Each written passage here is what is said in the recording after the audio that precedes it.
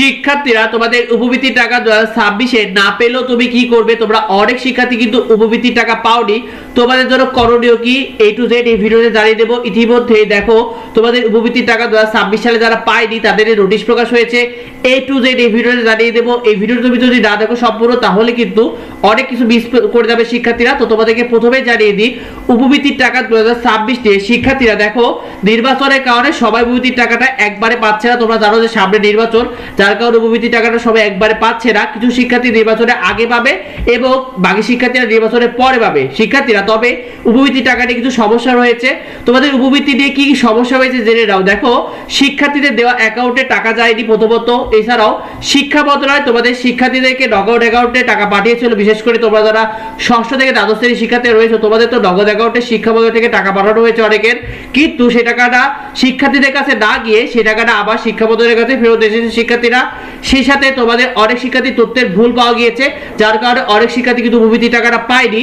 শিক্ষার্থীরা তাহলে তোমাদের উপবৃত্তির টাকা না পাওয়ার কারণে এখন সমাধানটা কি, অর্থাৎ তুমি কিভাবে উপবৃত্তির টাকাটা পাবে শিক্ষার্থীরা দেখো ইতিমধ্যে নোটিশ প্রকাশ করা হয়েছে। প্রথম যে নোটিশটা প্রকাশ করা হয়েছে এটা হলো যারা উপবৃত্তির টাকা 2026 পায়নি, বিশেষ করে যারা ডিগ্রি শিক্ষার্থীরা উপবৃত্তির টাকা পায়নি তাদেরকে নিজ কলেজে যোগাযোগ করতে বলা হয়েছে আগামী 10 ফেব্রুয়ারির মধ্যে।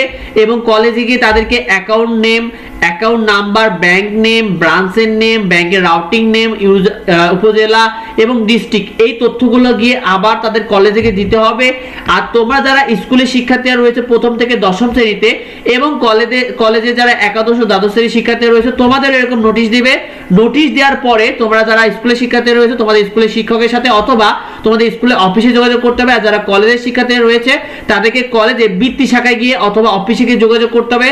শিক্ষার্থীরা নোটিশ দেওয়া মাত্র আমরা তোমাদেরকে সেই আপডেটটা জানিয়ে দেবো। তো নোটিশ দেওয়ার আগে তোমাদের কোনো কাজ নেই শিক্ষার্থীরা। আর তোমরা চাইলে আমাদের এডুবঙ্গ ওয়েবসাইট থেকে অর্ডার করতে পারবে যে কোনো ধরনের গাইড, সব থেকে কম মূল্যে, একদম পাইকারি মূল্যের চেয়ে কম দামে শিক্ষার্থীরা তোমরা আমাদের এখান থেকে গাইডগুলো অর্ডার করতে পারবে।